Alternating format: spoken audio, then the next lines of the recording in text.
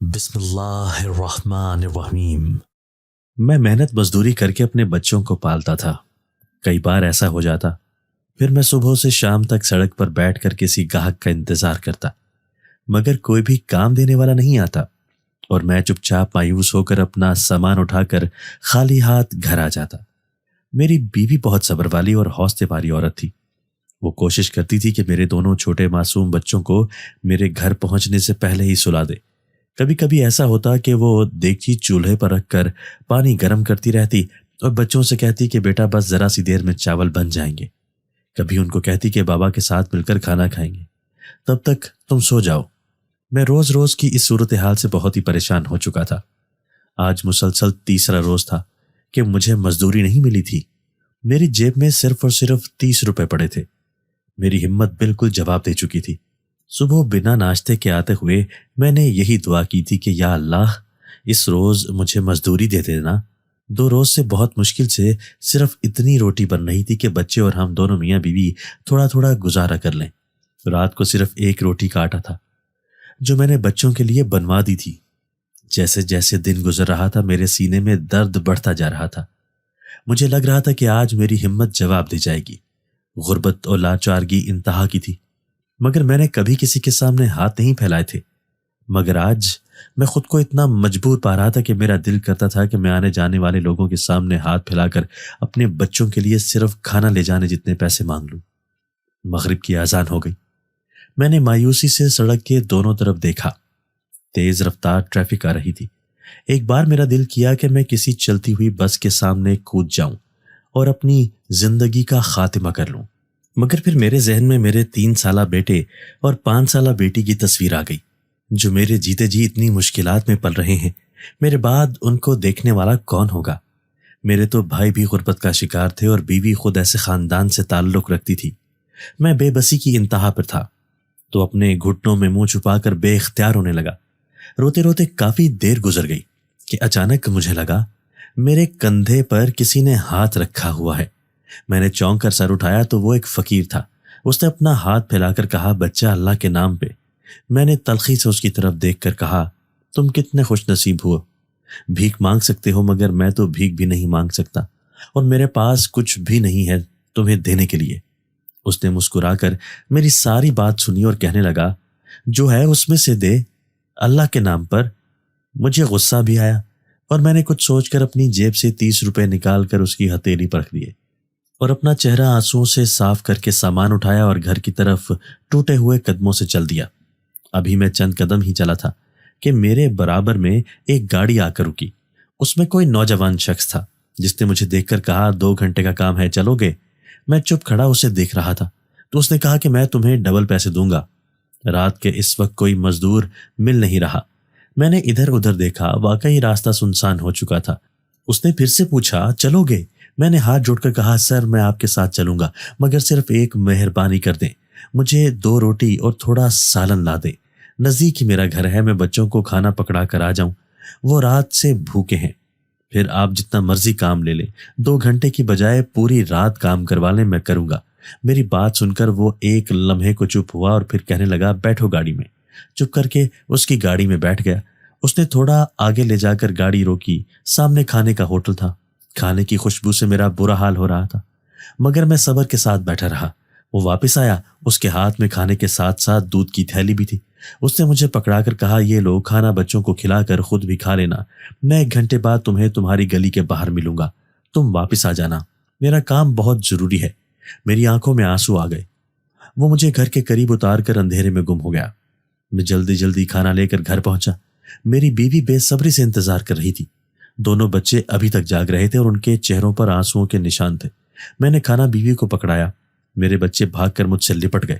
میں نے دونوں کو پیار کیا اور پھر ان کے ہاتھ دھلوانے لگا۔ میری بیوی اتنا اچھا کھانا دیکھ کر خوشی سے بے حال تھی اور پھر دودھ دیکھ کر کہنے لگی معلوم نہیں کتنے دن بعد اتنا سارا دودھ گھر آیا ہے۔ میں خوشی سے مسکرایا اور کہا جلدی جلدی بچوں کو کھانا کھلاؤ، خود بھی کھا لو اور کھانے کے بعد اچھی سی چائے بنا کر دینا، میں کھانا کھا کر کام پر جاؤں گا۔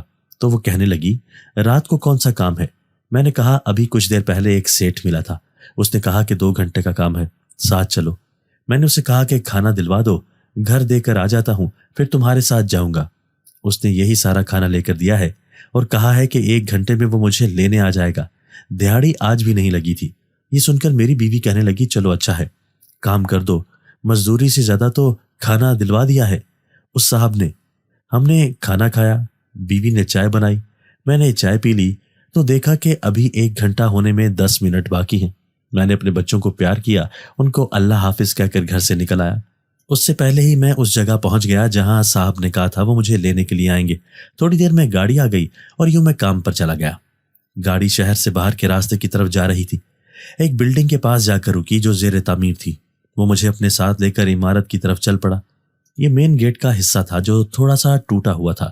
شاید کوئی بھاری گاڑی گزرنے کی وجہ سے مجھے صرف اس کی مرمت کرنی تھی، اور جو واقعی 1 سے 1.5 گھنٹے میں ہو جاتی۔ میں نے احسان مندی سے اس آدمی کی طرف دیکھا اور جلدی جلدی کام شروع کر دیا۔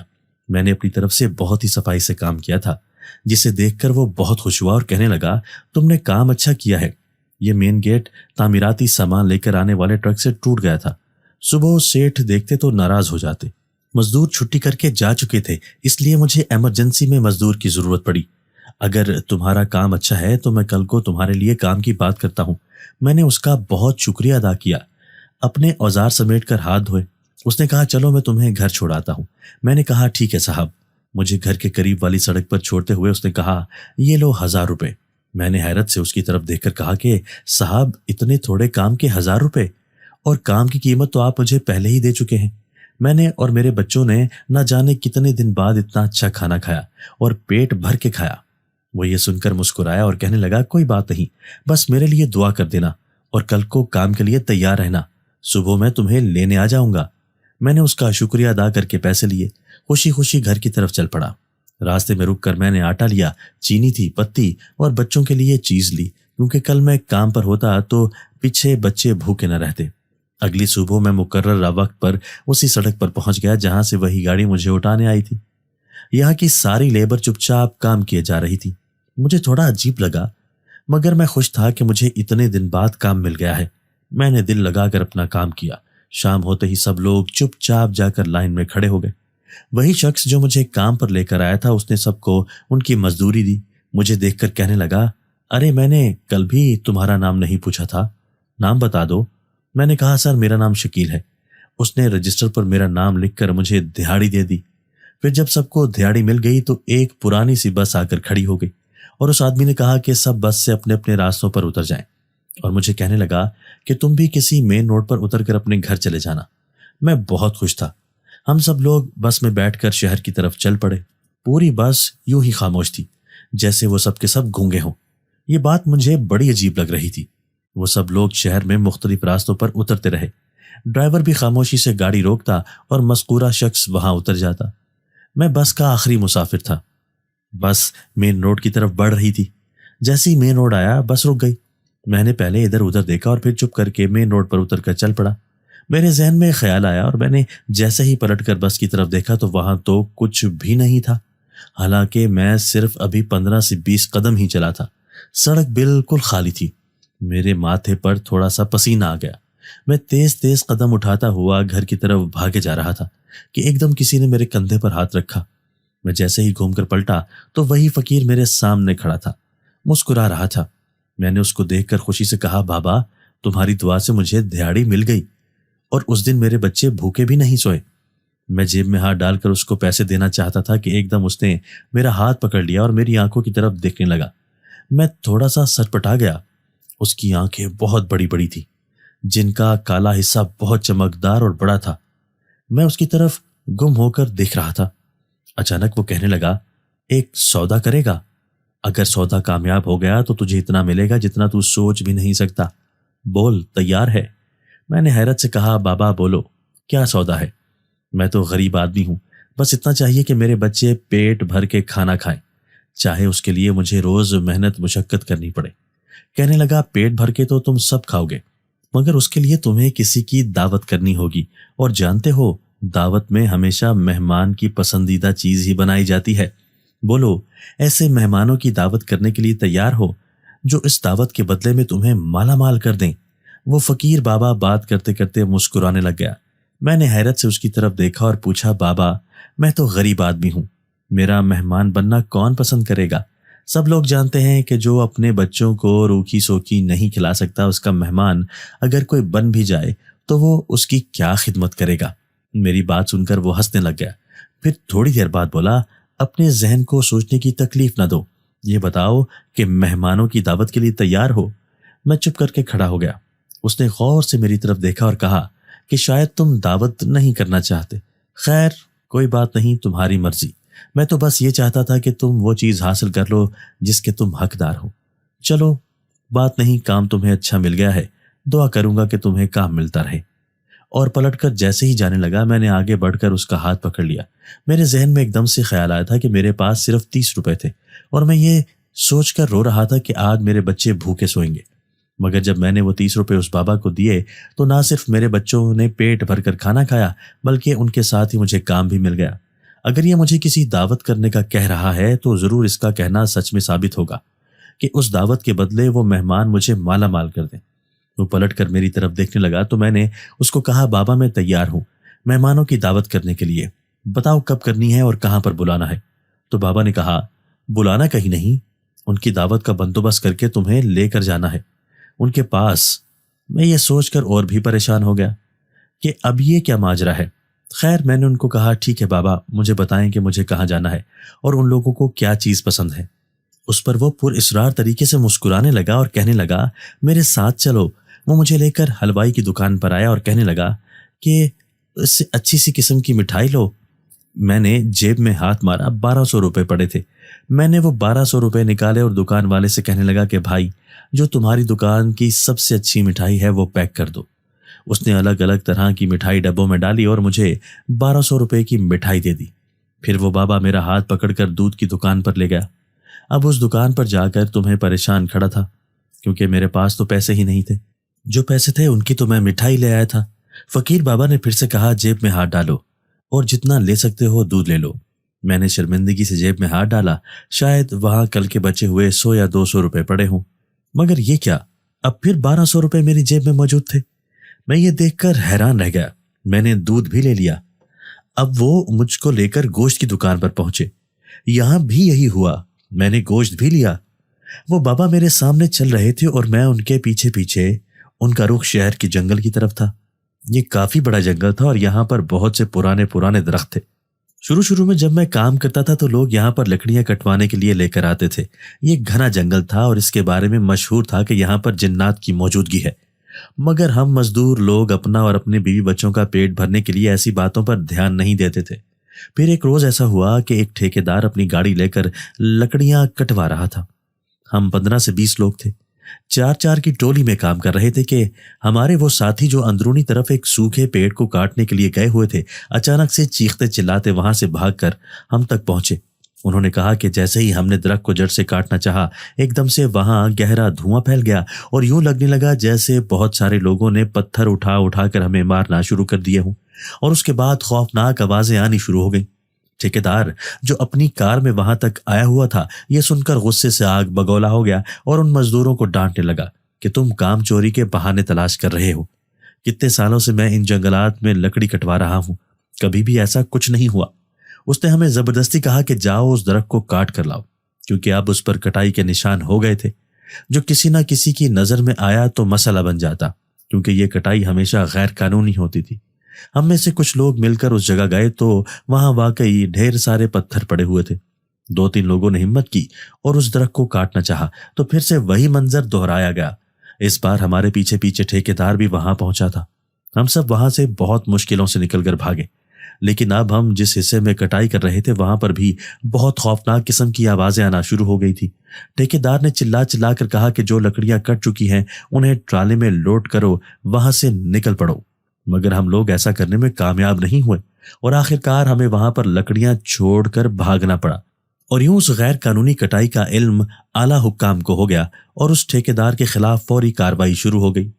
میں ماضی کے اس واقعے کے بارے میں سوچتا ہوا تیزی سے بابا کے پیچھے چلا جا رہا تھا۔ جیسے ہی میں نے جنگل میں قدم رکھا، ایک خوف کی لہر میرے جسم میں دوڑ گئی۔ ویسے تو چاندنی رات تھی مگر جنگل بہت گھنا تھا، جس کی وجہ سے مکمل اندھیرا محسوس ہو رہا تھا۔ وہ بابا اندرونی حصے کی طرف بڑھے جا رہے تھے۔ چلتے چلتے وہ ایک جگہ رک گیا۔ میں بنا کسی خوف کے، تاثر کے اس کے ساتھ ساتھ چل رہا تھا، کیونکہ میں سمجھ چکا تھا کہ یہ مہمان کوئی انسان نہیں ہوں گے، بلکہ وہی قوتیں ہوں گی جو اس روز جنگل کی کٹائی کے دوران ایک دم سے ہمارے سامنے آ گئی تھیں۔ وہ بابا ایک جگہ پہنچ کر رک گیا اور اس نے کسی غیر مانوس زبان میں جیسے کسی کا نام پکارا ہو۔ ذرا سی دیر میں سوکھے پتوں کی زوردار آواز کے ساتھ یوں محسوس ہوا کہ بہت سارے لوگ وہاں جمع ہو گئے تھے۔ اب بابا نے پیچھے مڑ کر میری طرف دیکھا اور کہنے لگے، شکیل میاں آ جاؤ، تمہارے مہمان آ چکے ہیں۔ میں آہستہ آہستہ قدم بڑھاتا ہوا اس کی طرف پہنچ گیا، جہاں پر وہ فقیر بابا کھڑا ہوا تھا۔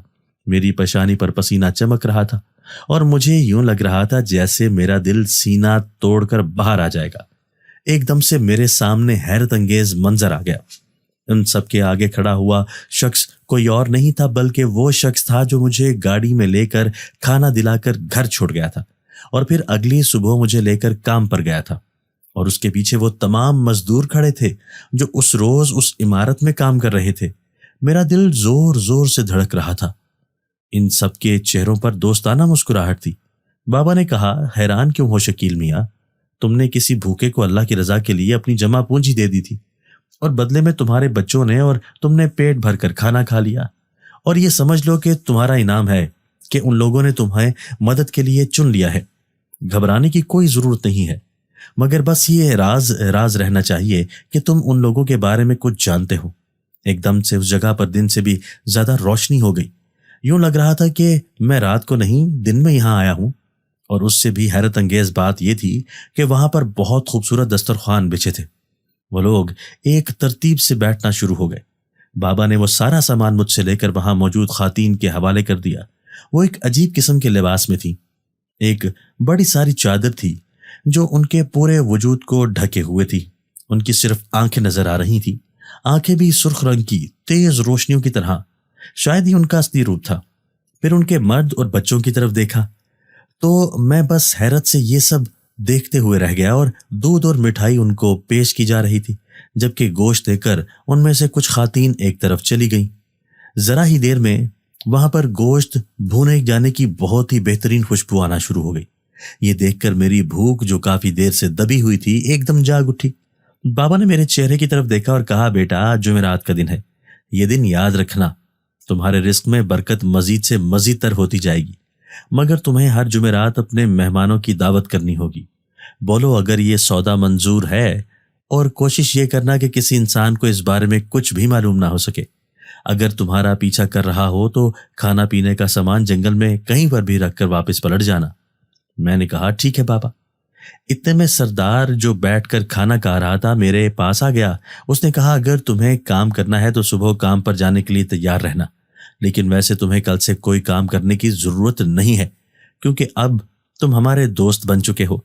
ہمیں بھی امید ہے کہ تم ہمیں کبھی نقصان پہنچانے کی کوشش نہیں کرو گے۔ میں نے اسے یقین دلایا کہ میں کبھی بھی ان کو کوئی نقصان نہیں پہنچنے دوں گا۔ اس نے مجھ سے ہاتھ ملایا اور کہنے لگا، ٹھیک ہے، تم گھر جاؤ اور جا کر سوچو کہ اب تمہیں کیا کام کرنا ہے۔ یہ کہہ کر وہ مسکرانے لگا۔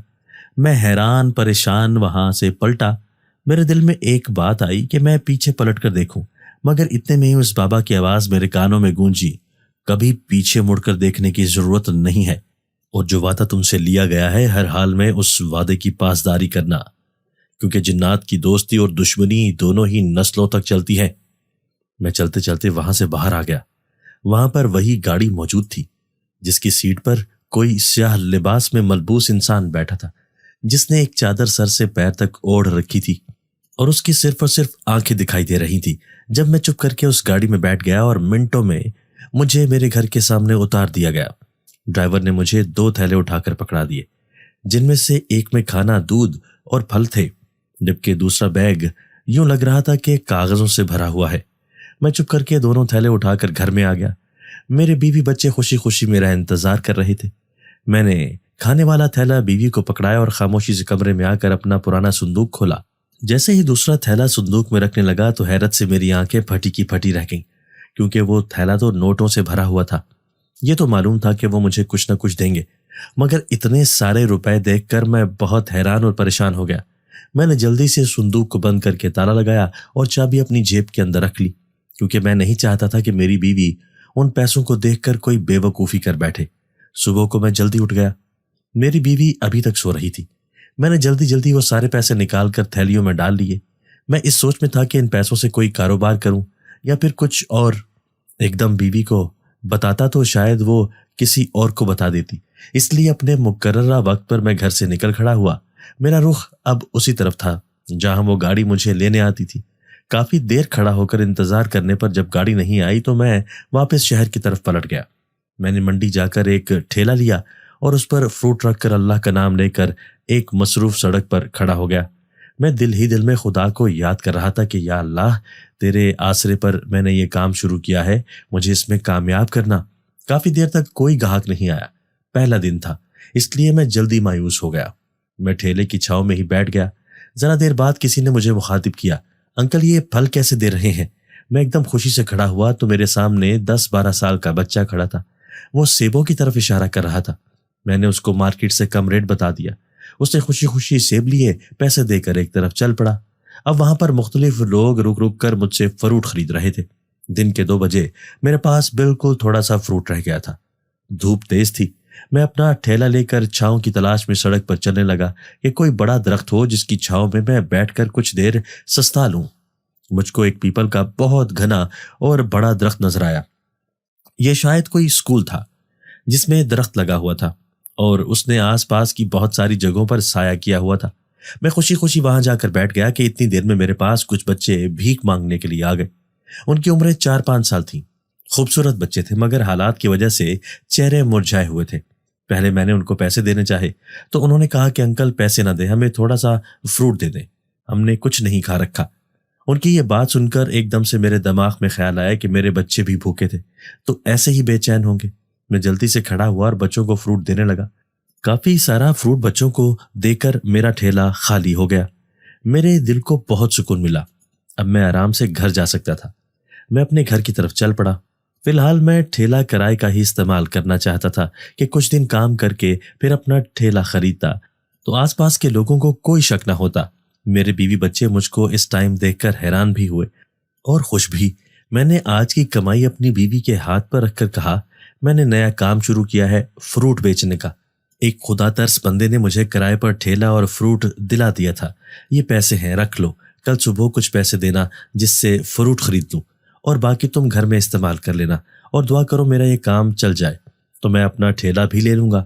وہ بہت خوش ہوئی۔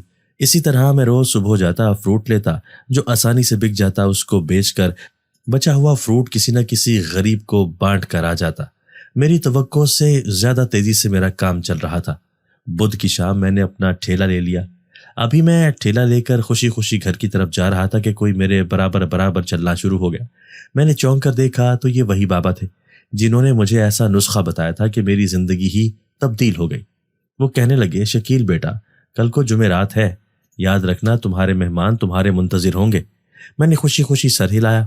اگلے روز میں نے شام کو ہی ٹھیلا گھر لا کر کھڑا کر دیا۔ بیوی کو سارے دن کی کمائی دی اور جان بوجھ کر اس سے کہا کہ جاؤ جا کر اچھی سی چائے بناؤ۔ 2 بچے کھیل رہے تھے صحن میں۔ میں نے موقع غنیمت دیکھ کر جلدی سے صندوق میں سے پیسوں کی تھیلی نکالی اور اچھے خاصے پیسے جیب میں رکھ کر رات کو جنگل جانے کی تیاری کر لی۔ چائے پی کر میں نے منہ ہاتھ دھویا۔ مغرب کی اذان کا وقت ہو گیا تھا۔ میں نے بیوی سے کہا کہ مجھے ایک ضروری کام سے جانا ہے، ہو سکتا ہے مجھے کچھ دیر ہو جائے، تم پریشان مت ہونا۔ گھر سے نکل گیا۔ مٹھائی، گوشت، دودھ اور کچھ سوچ کر میں نے تھوڑے پھل بھی خریدے۔ پچھلی بار سے سامان اس دفعہ بہت زیادہ تھا۔ میں ابھی اسی پریشانی میں کھڑا تھا کہ یہ سامان وہاں تک کیسے لے جاؤں، اور مجھے وہ بزرگ بھی نظر نہیں آ رہا تھا۔ پہلے میں نے سوچا کوئی سواری دیکھ لوں، پھر یاد آیا کہ کسی کو بھی نہیں بتانا کہ میں یہ سامان لے کر جنگل کی طرف جاتا ہوں۔ ابھی میں سوچ ہی رہا تھا کہ میرے سامنے ایک گاڑی آ کر رکی، جس کے ڈرائیور پر میری نظر پڑی تو میں مسکرا اٹھا، کیونکہ وہاں پر وہی شخص بیٹھا تھا جو مجھے شہر چھوڑ کر گیا تھا، مگر اس بار وہ انسانی صورت میں تھا۔ اس نے چپ چاپ دروازہ کھول دیا۔ میں نے سامان اٹھا کر گاڑی میں رکھا اور اس کے ساتھ بیٹھ کر جنگل کی طرف چل پڑا۔ جنگل میں پہنچ کر مطلوبہ جگہ جاتے ہی میں نے دیکھا کہ پچھلی بار کی طرح وہاں پر خوب ساری روشنی ہے، دن کا سامان نکلا ہوا ہے اور بزرگ وہاں پہلے سے ہی بیٹھے تھے۔ مجھے دیکھ کر بہت خوش ہوئے۔ سردار بھی بہت خوشی سے میرے ساتھ ملا، مجھے بڑی عزت سے اپنے پاس بٹھایا اور کہنے لگے آج کی دعوت میں تم بھی شریک ہو جانا۔ میں مسکرایا۔ اس رات کافی دیر تک اس میں ان لوگوں کے درمیان موجود رہا اور پھر اسی طرح مجھے واپس بھیج دیا گیا۔ آج سردار نے مجھے پیسے نہیں دیے بلکہ ایک چھوٹی سی کپڑے کی تھیلی دی اور کہا کہ اس کو جا کر محفوظ کر دینا، کسی ضرورت میں استعمال کر لینا۔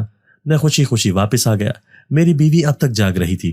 اس سے مجھ سے کھانے کا پوچھا تو میں نے کہا کہ کچھ دوستوں کے ساتھ کام تھا، انہی کے ساتھ کھانا کھا کر آ گیا ہوں۔ اس کے ساتھ تھوڑی سی بات چیت کی تو وہ سونے لگی۔ میں اٹھ کر پھر سے کمرے میں آیا اور صندوق کھول کر وہ تھیلی اس میں رکھنے لگا تو میرے دل نے کہا کہ میں کھول کر دیکھتا ہوں کہ اس تھیلی میں آخر کیا ہے۔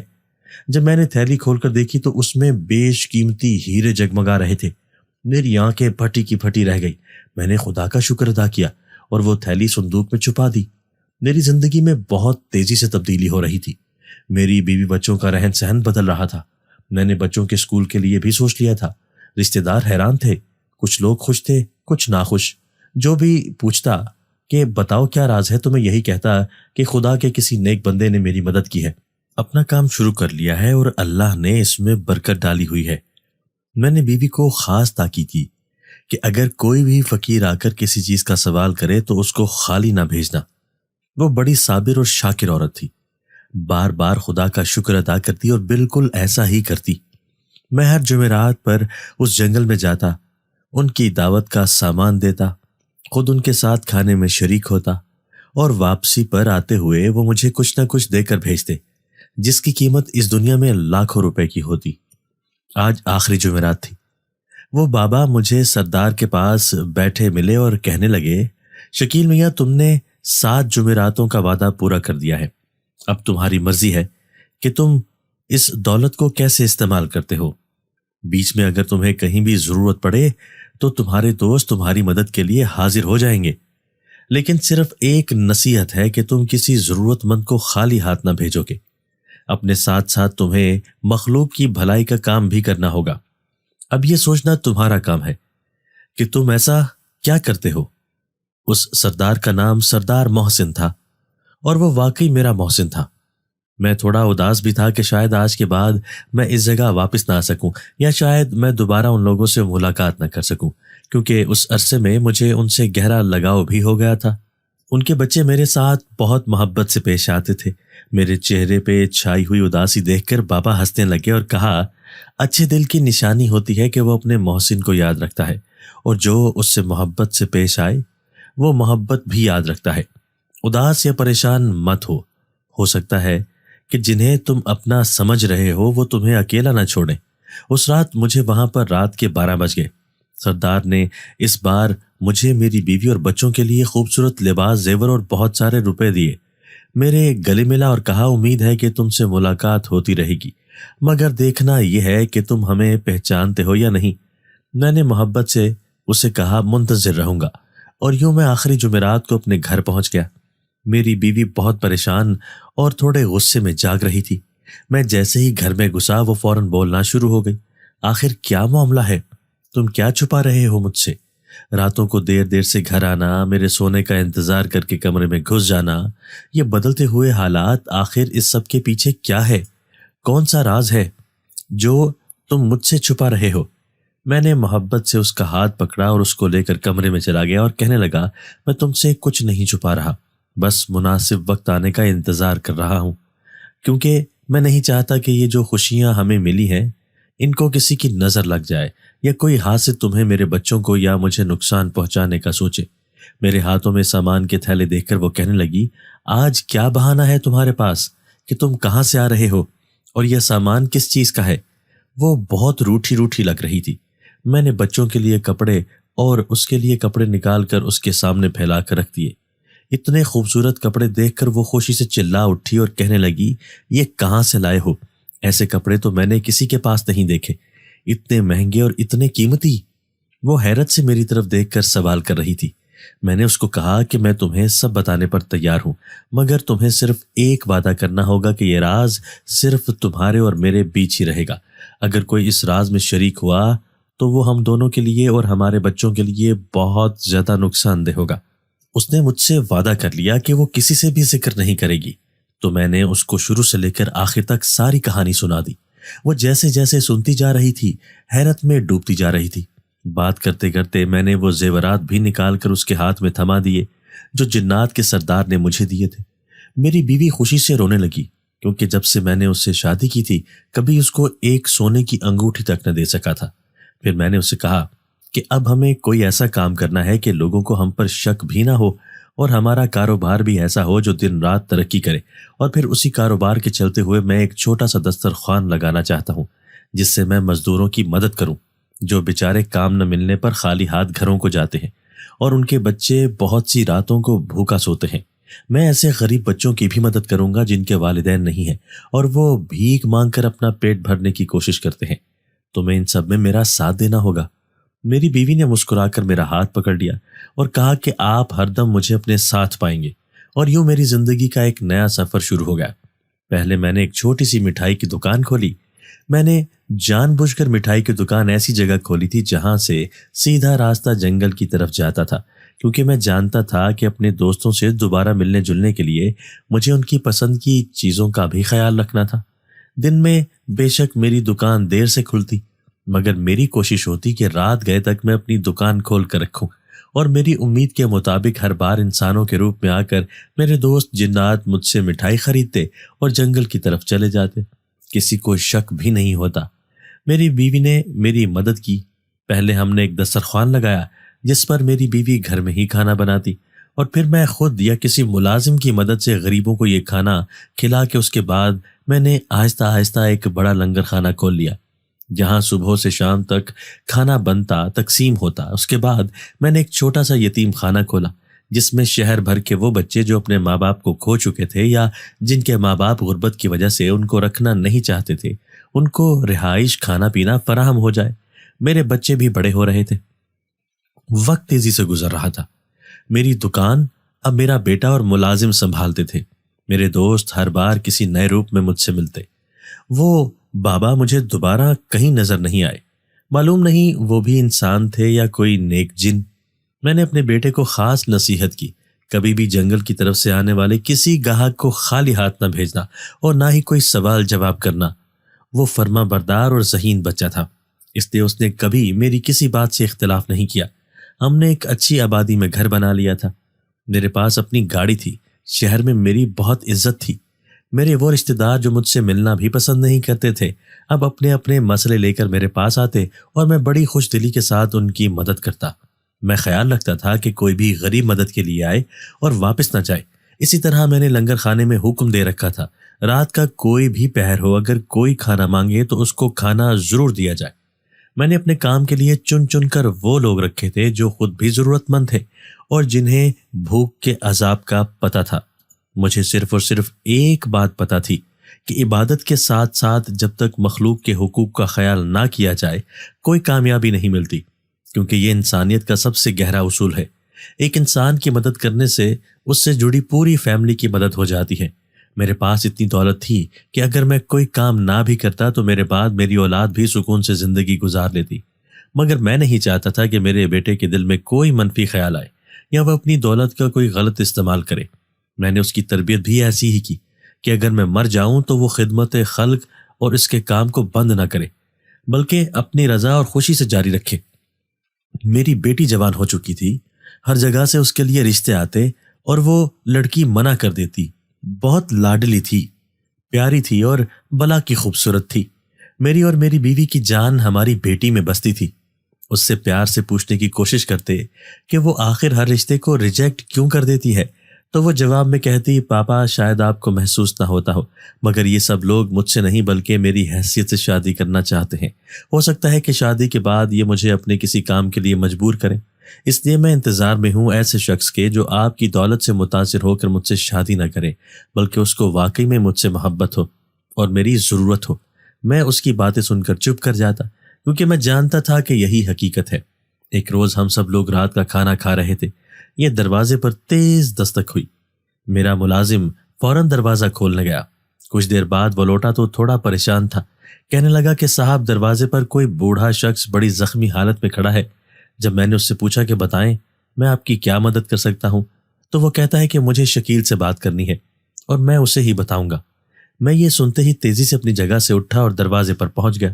جب میں دروازے پر پہنچا تو یہ دیکھ کر حیران رہ گیا کہ یہ بوڑھا شخص کوئی اور نہیں تھا بلکہ وہی بابا تھا جس کی مدد کی وجہ سے آج میں اس قدر عالی شان زندگی گزار رہا تھا۔ وہ بہت بری طرح زخمی تھا۔ میں نے فوراً اس کو سہارا دیا، اس کو گھر کے اندر لایا تو وہ بے ہوش ہو چکا تھا۔ میں نے فوراً ڈاکٹر کو بلایا۔ اس نے اس کے زخموں کی مرہم پٹی کی اور بتایا کہ یہ کسی جنگلی جانور کے کاٹنے کی وجہ سے زخمی ہوئے ہیں۔ میرے بیوی بچے پریشان تھے کہ آخر یہ اجنبی کون ہے۔ میں نے بچوں کو ان کے کمرے میں بھیج دیا۔ اب کمرے میں صرف میں اور میری بیوی موجود تھے۔ میں ایک ہاتھ میں اس بابا کا ہاتھ پکڑ کر بیٹھا ہوا تھا۔ میری بیوی مسلسل میری طرف دیکھے جا رہی تھی۔ آخر یہ شخص کون ہے اور آپ اس کو جانتے ہیں؟ اس نے مجھ سے پریشانی سے پوچھا۔ میں نے کہا ہاں، یہ وہی بزرگ ہیں جنہوں نے اس روز میری مدد کی تھی جب تم اور میرے بچے بھوکے تھے اور میرے پاس کوئی بھی کام نہیں تھا، اور یہی وہ بزرگ ہے جس نے مجھے جنات کی دعوت کا طریقہ بتایا تھا اور مجھے ان سے ملوایا تھا۔ میں اتنے سالوں سے ان کو ڈھونڈ رہا تھا، یہ مجھے کہیں نہیں ملے، اور اگر آج ملے ہیں تو اس حالت میں۔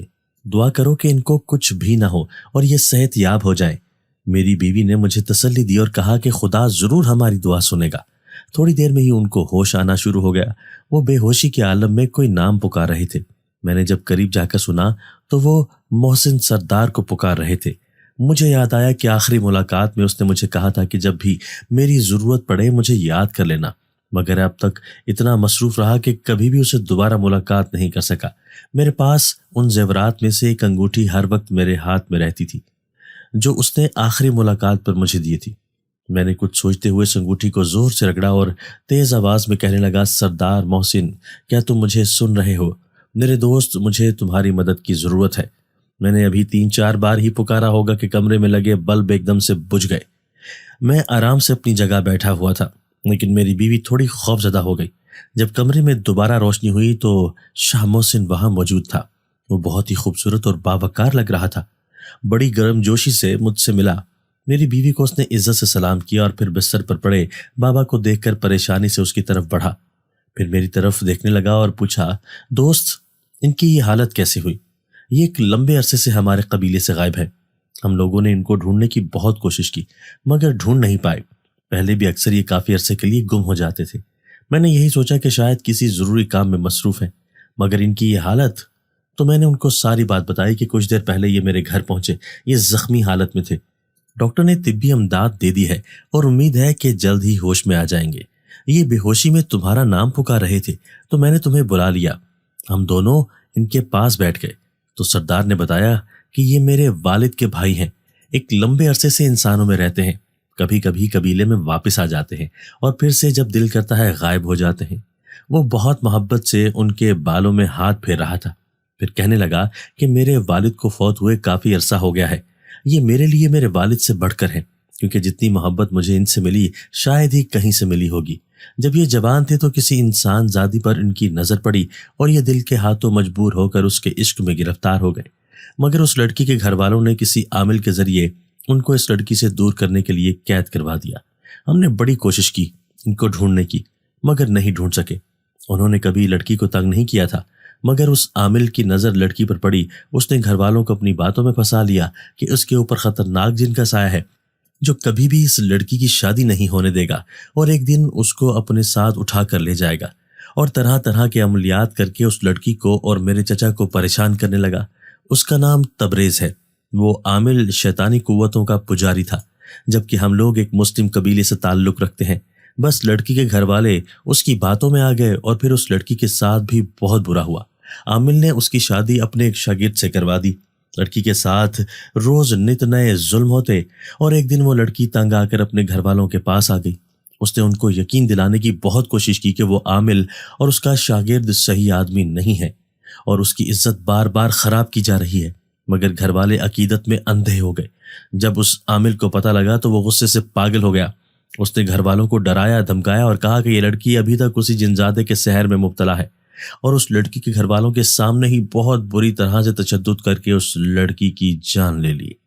گھر والے سمجھتے رہے کہ شاید وہ لڑکی کو جن مار رہا ہے، مگر اصل میں وہ جنزاد یعنی میرے چچا تبریز تو ایک درخت میں قید تھے، اور تم جانتے ہو کہ وہ لڑکی ایک بچے کی ماں بھی تھی۔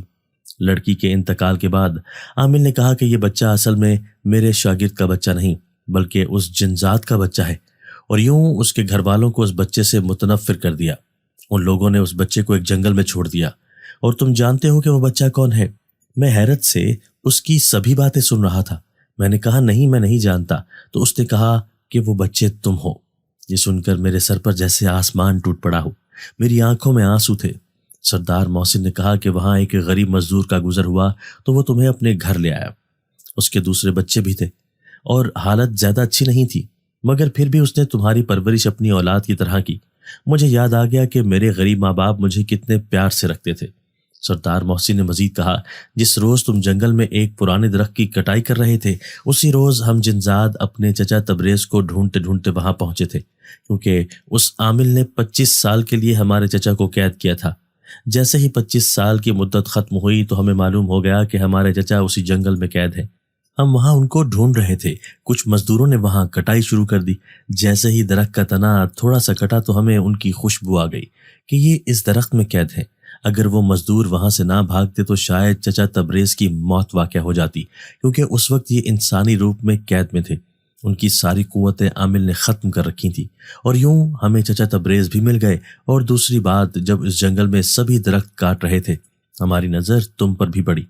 तुमने वहां पर खड़े होकर बहादुरी से सूरह जिन की तिलावत की और फिर हजरत सुलेमान का वास्ता देकर जो दुआ की थी कि हम सभी लोग गरीब मजदूर हैं, हमारा कोई कसूर नहीं है, हमसे जाने अनजाने में जो भूल हो गई है उसको माफ कर दिया जाए, हम सब यहाँ से चले जाएंगे।